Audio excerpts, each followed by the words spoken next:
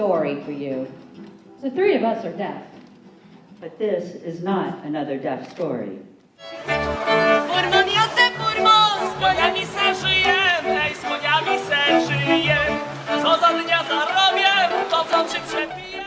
My name is Modela Kurzet, and I was born a deaf boy in communist Poland.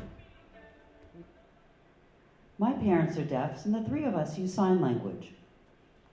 I went into the school for the deaf, which was oral in Poland, and it was not allowed to use sign language. My first day of school, I was signing.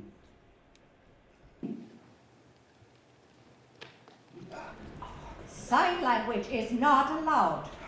Ow!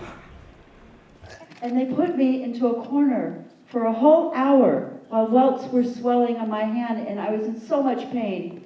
Mom, the teachers hit my hands, and they hurt. I can't sign. Oh, I really wish they allowed signing in deaf schools in Poland. We're going to school. Now, my son's hands are killing him.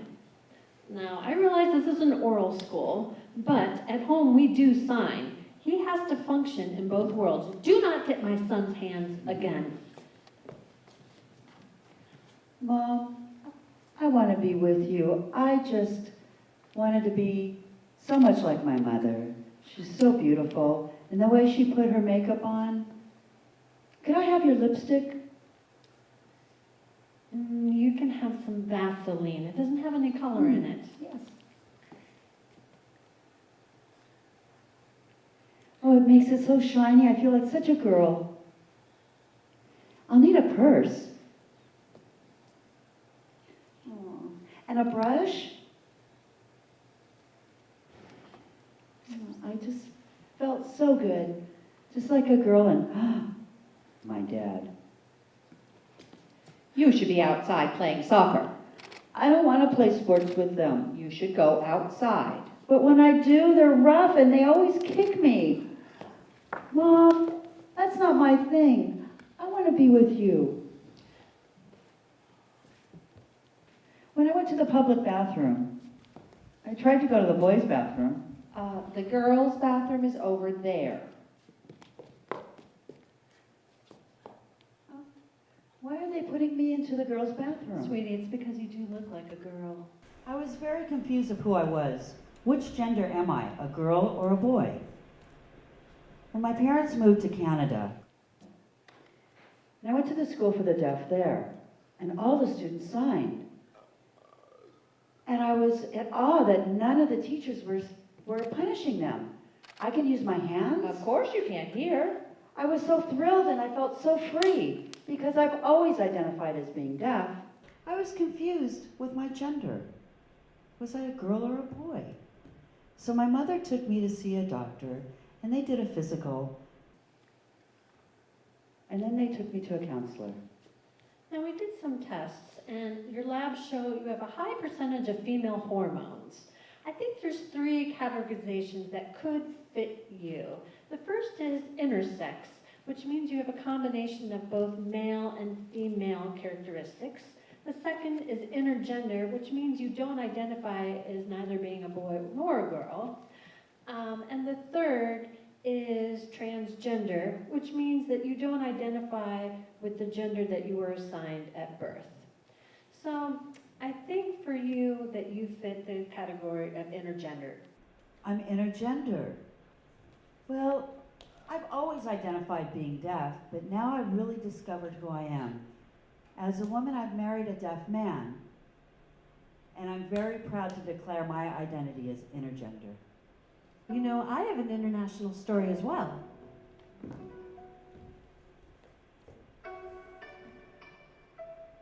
Now I'm curious, when you look at me, what do you see?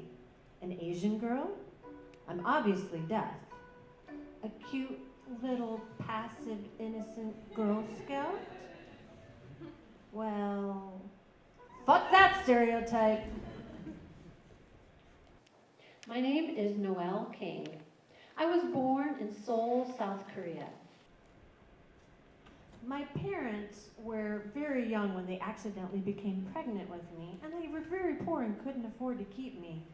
So when I was born, they decided to give me up to an orphanage.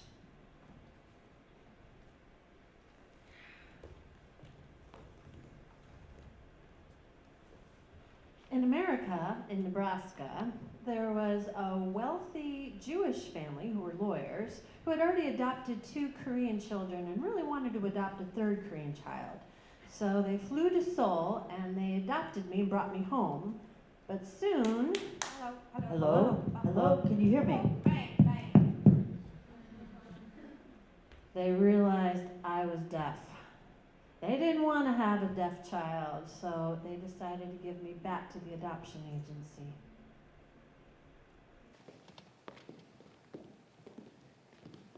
Now there was another couple in Arkansas, a deaf couple, who really wanted to adopt a deaf Korean baby. So they went to the adoption agency and they were on the wait list for over a year. Finally, the agency contacted them and told them that they found a deaf Korean baby. Back then they didn't have text, just TTYs. Hey, we found a deaf Korean girl. Do you want to adopt her? When? Tomorrow. Tomorrow? We're flying to Seoul? No, you don't have to fly to Seoul. Actually, the couple in Nebraska who adopted her previously has the baby. So in the morning, they got on a plane and they brought me home. So we're all deaf. We're all the same? The same. But you, honey, were adopted. Your dad and I are white, but you're not. So we're different. I'm different? Different. Different. I went into school and I saw lots of kids of other cultures, but I was the only Asian student. And I felt a little bit like a banana. I mean, I was yellow on the outside, but inside I was white. I grew up and my dad had a boss with a Chinese wife from Hong Kong. And she was the only other Asian person they knew, so she became my godmother. And she wanted to introduce me to my Korean culture. So she decided to make me some kimchi. You know, the stuff with fermented cabbage and spices and fish oil. Well, thank you.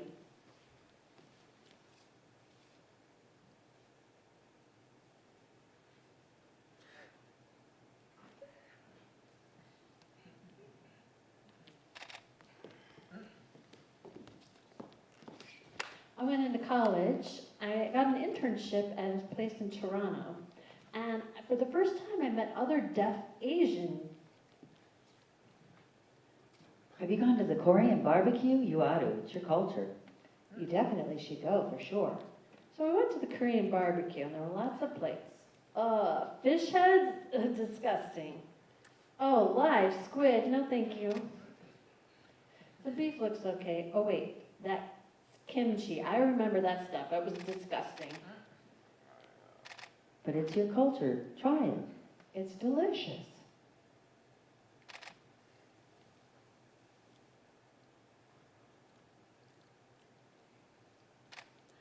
I devoured the entire thing, and I realized Korean food was in my blood. I finally accepted my Korean identity. I'm grateful for my deaf parents for giving me my deaf identity, but I'm also grateful for my deaf Korean friends to introduce me to my Korean identity. So I have accepted myself as a deaf Korean American. Hey, wait, your parents are deaf? Yes, they sure are. And yours too? They are. Are yours? No, my parents are hearing. South Dakota's calling me home. My name is Vay, and I grew up in South Dakota, in a small rural town, a farm town, with only 250 people. I was the only deaf kid there, and everyone felt sorry for me, and for my parents because we didn't communicate with one another. They were all strong Christians, and they believed my parents were being punished for something. When I was 4 years old, I saw my mom packing up my clothes. Mama, why are you packing my things? Why are we getting into the car with Daddy? And we drove a really long distance past churches, cornfields, past more churches, and more churches. We drove a long way till we got to the school for the deaf. And there I saw the kids signing with one another. I was perplexed and confused, but I stayed the whole week and picked it up quickly until my parents came to pick me up on Friday to bring me back home. Mama, Daddy.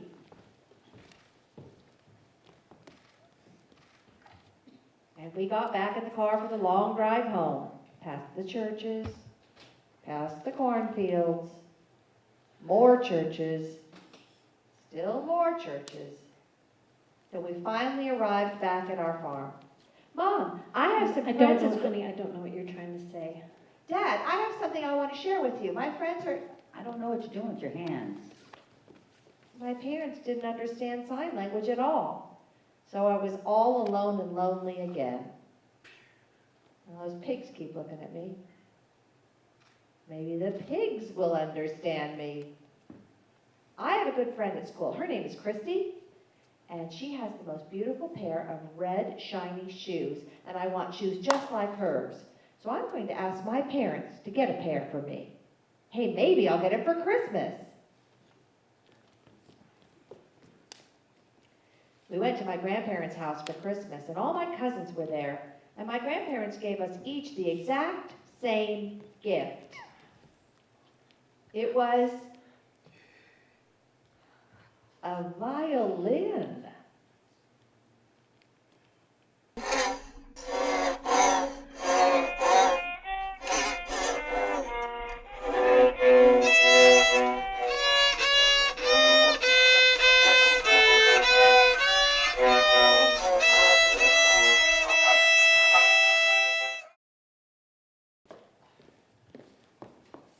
I didn't get it, but I could feel it. Maybe I'll try it with the pigs.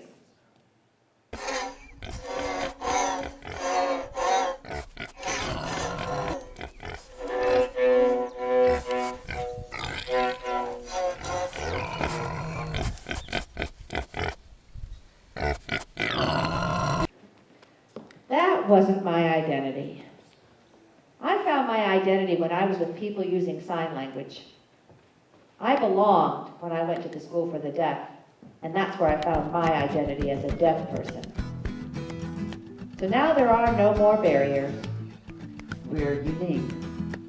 We are as diverse as our culture.